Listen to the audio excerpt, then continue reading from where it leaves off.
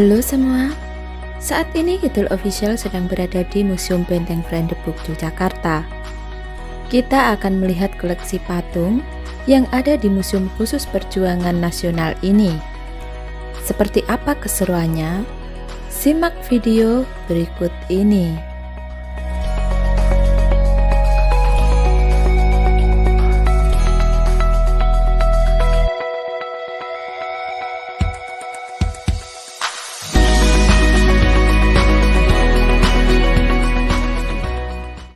Cut Nyak Dien.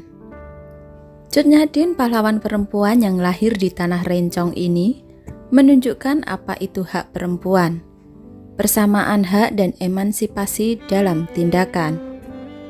Cut Nyak Dien adalah wanita pemberani dan anti Belanda, serta dikenal sebagai panglima perang yang tangguh. Beliau berjuang langsung melawan Belanda pada masa Perang Aceh.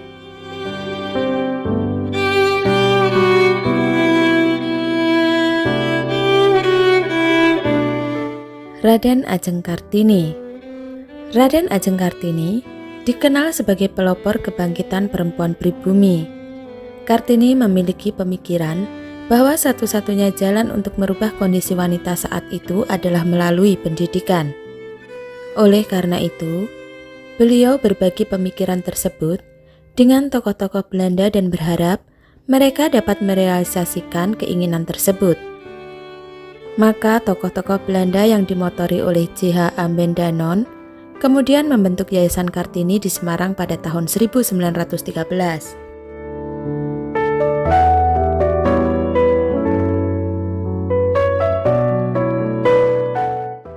Ibu Fatmawati. Bendera pusaka dijahit oleh istri Soekarno yaitu Fatmawati. Desain bendera dibuat berdasarkan bendera Majapahit pada abad ke-13 yang terdiri dari 9 garis berwarna merah dan putih tersusun secara bergantian. Bendera pusaka terdiri dari 2 warna, merah di atas dan putih di bawah, dengan rasio 2:3. Warna merah melambangkan keberanian, sementara warna putih melambangkan kesucian. Bendera pusaka pertama dinaikkan pada saat pembacaan Proklamasi Kemerdekaan Indonesia tanggal 17 Agustus 1945 di Jalan Pegangsaan Timur nomor 56 Jakarta. Bendera dinaikkan tiang bambu oleh pengibar bendera yang dipimpin Kapten Latif Hendraningrat. Setelah dinaikkan, lagu Indonesia Raya kemudian dinyanyikan secara bersama-sama.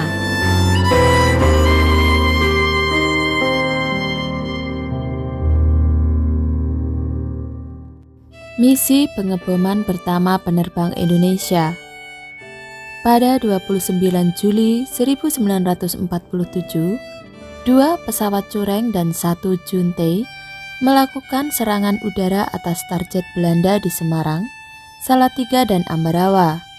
Serangan ini mengejutkan Belanda.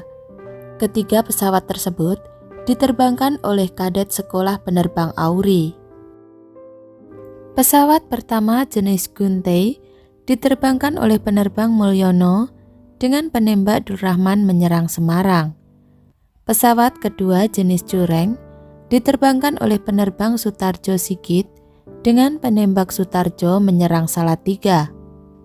Pesawat ketiga jenis Cureng diterbangkan oleh penerbang Suharnoko Harbani dengan penembak Kapur penyerang Ambarawa. Meski menghadapi kesulitan teknis karena primitifnya sarana pelepasan bom, misi bisa dikerjakan dengan baik.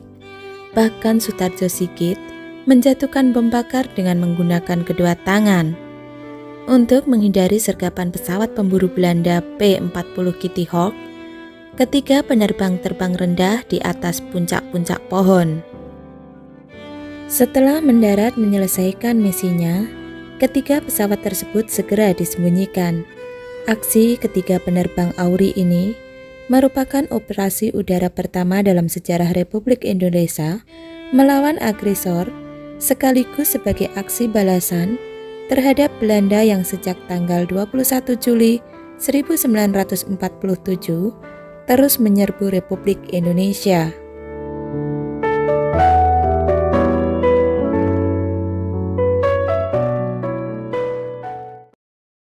Lejen Suprapto. Jenderal kelahiran Purwokerto 2 Juni 1920 ini merupakan lulusan Mulo dan AMS Yogyakarta. Sepanjang menjadi anggota TNI, beliau sering dipindah tugas. Antara lain pernah menjadi Kepala Staf Tentara dan Teritorial 4 Diponegoro di Semarang, Staf Angkatan Darat di Jakarta, dan kembali ke Kementerian Pertahanan. Pasca pemberontakan Perjuangan Rakyat Semesta, beliau dipindah ke Medan menjadi Deputi Kepala Staf Angkatan Darat untuk wilayah Sumatera. Suprapto adalah salah satu perwira tinggi yang berseberangan dengan pemikiran pentolan PKI DN Aidit yang ingin mempersenjatai buruh dan tani dengan membentuk Angkatan Kelima. Karena alasan itulah, Suprapto masuk dalam daftar jenderal yang harus dihabisi.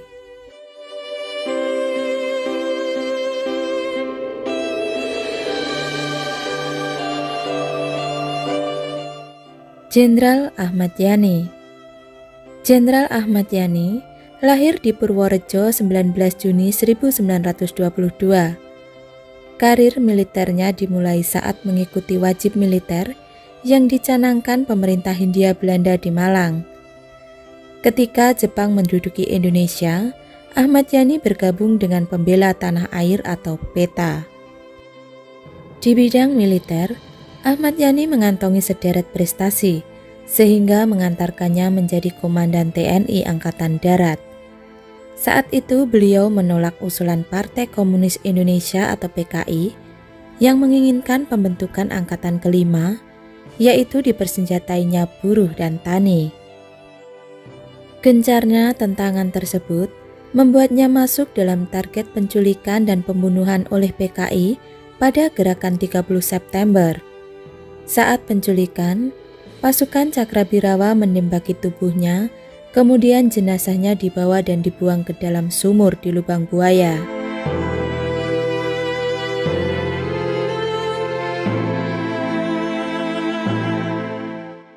Aibda Anumerta Karel Satsuit Tubun.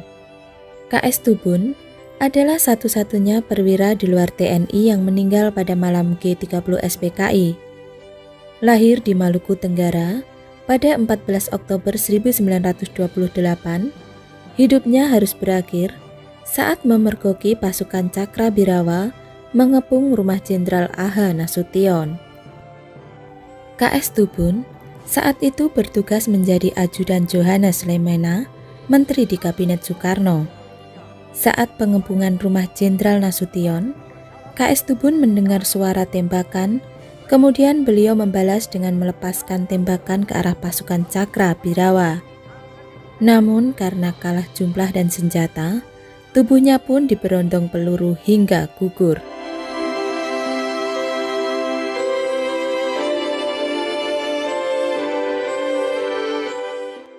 Lejen MT Haryono.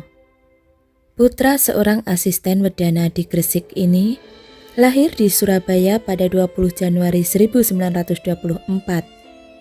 Jenderal Bintang 3 ini dikenal sebagai orang yang sangat cerdas dan menguasai sejumlah bahasa asing seperti Belanda, Inggris, dan Jerman. Tak heran, seringkali beliau ditunjuk menjadi perwira penyambung lidah dalam setiap perundingan. Seperti ketika konferensi meja bundar, Haryono ditunjuk sebagai sekretaris delegasi militer Indonesia. Sebelum bergabung dengan Tentara Keamanan Rakyat, Haryono sudah aktif berjuang dengan para pemuda mempertahankan kemerdekaan. Beliau juga vokal menentang PKI dan kroninya, sehingga namanya pun masuk dalam daftar jenderal yang akan diculik.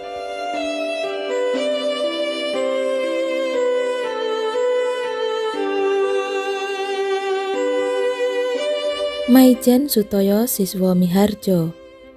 Jumat dini hari, 1 Oktober 1965, Maijen Sutoyo Siswo Miharjo diculik sejumlah pasukan Cakrabirawa. Beliau diseret ke markas PKI di Lubang Buaya.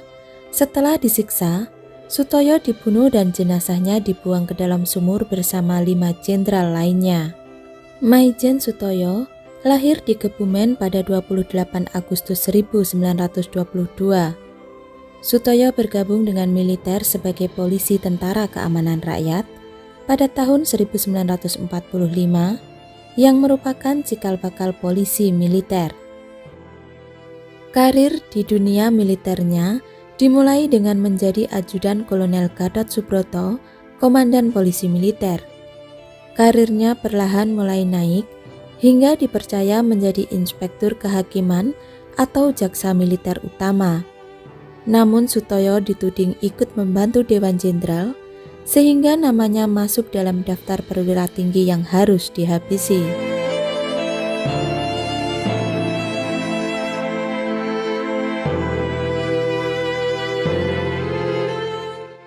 Kapten Pierre Tendean.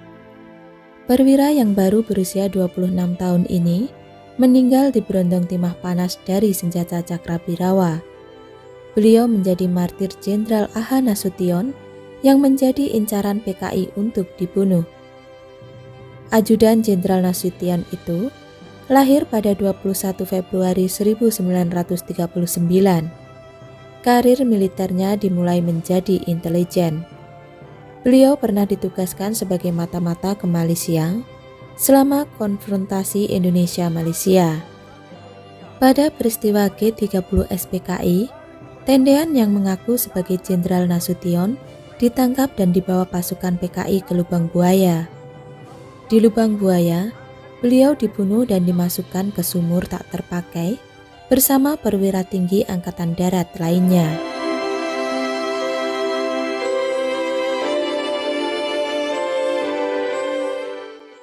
Letjen Siswanto Parman. Perwira tinggi lainnya yang menentang ide DN/Aidit mempersenjatai tani dan buruh adalah Letjen S. Parman. Beliau juga merupakan tentara intelijen. Masuk daftar penculikan lantaran mengetahui semua rencana dan gerak-gerik PKI serta rahasia PKI. S. Parman juga dekat dengan PKI, mengingat tugasnya sebagai intelijen negara. Namun saat ditawari bergabung dengan PKI, Jenderal kelahiran Wonosobo 4 Agustus 1918 itu menolak paham komunis. Masuknya nama S. Parman dalam daftar jenderal yang harus dibunuh datang dari kakak kandungnya sendiri, I.R. Sakirman. Sakirman yang saat itu merupakan salah satu petinggi PKI sering berselisih paham dengan adiknya. Pertengkaran kakak beradik pun berujung dengan direnggutnya nyawa S. Parman.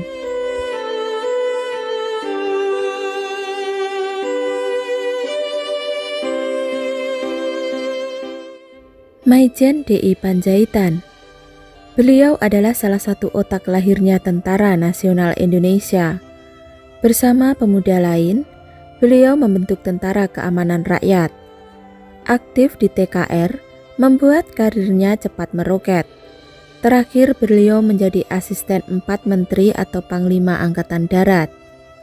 Sebagai perwira tinggi, pria kelahiran Balige, Sumatera Utara pada 19 Juni 1925 itu menjadi target penculikan dan pembunuhan oleh PKI.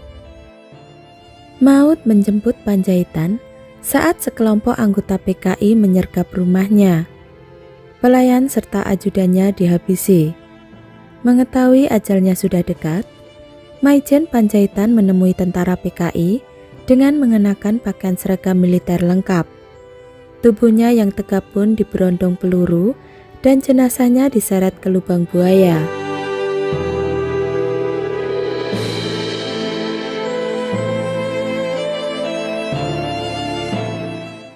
Brigjen Infantri Anumerta Katamso Darmokusumo. Katamso Darmokusumo dilahirkan tanggal 5 Februari 1922 di Sragen, Surakarta, Jawa Tengah. Pendidikan tertingginya hanya sampai dengan mulu, karena sesudah itu Jepang sudah menduduki Indonesia. Pada masa penjajahan Jepang, Katamso mengikuti pendidikan tentara peta atau pembela tanah air. Karir militernya terus berlanjut sampai masa kemerdekaan Indonesia. Sejak 1 Agustus 1963, Katamso diangkat sebagai perwira, diperbantukan pada Kodam 7 Diponegoro. 4 bulan kemudian, dilantik sebagai Komandan Resort Militer atau Kodim 072 Pamungkas Kodam 7 Diponegoro.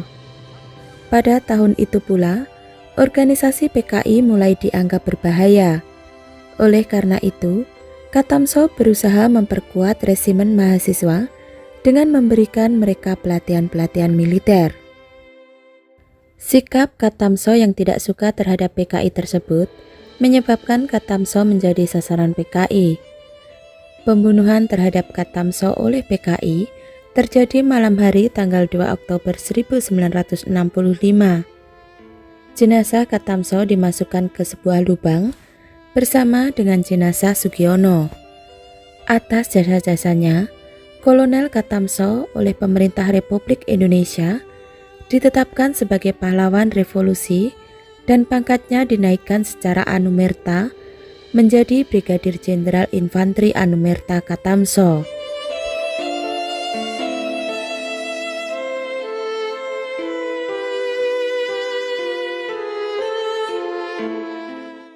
Kolonel Infanteri Anumerta Sugiono Mangunwiyoto.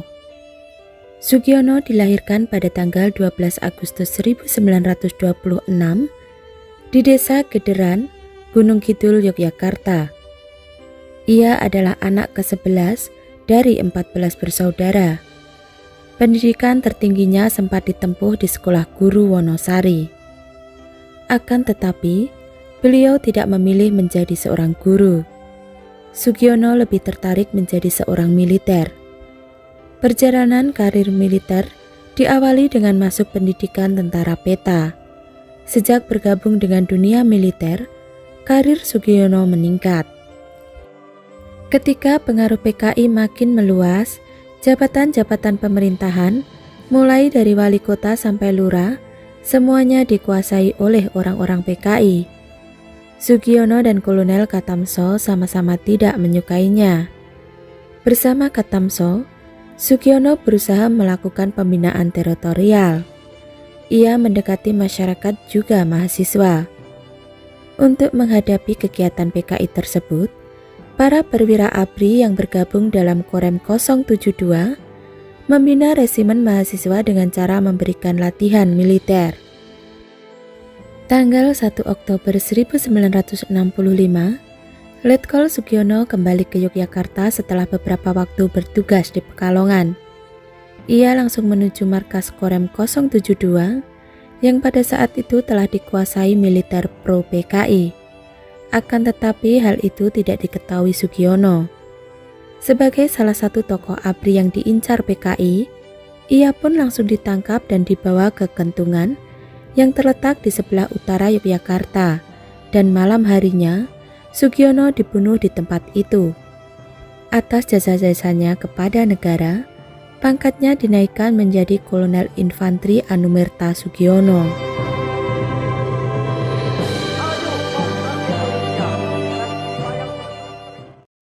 Pelopor Gerakan Perempuan.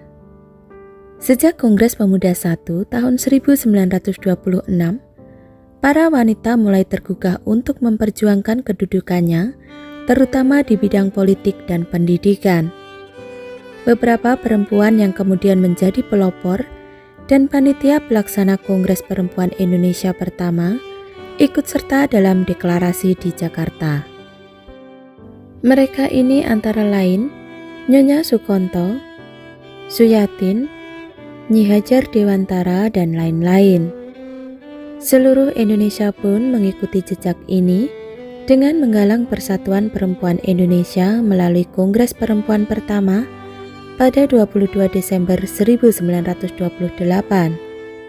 Saat inilah lahir beberapa ide untuk mengumpulkan berbagai perkumpulan perempuan dan menggalang persatuan sesama perempuan yang tergabung melalui berbagai perkumpulan perempuan.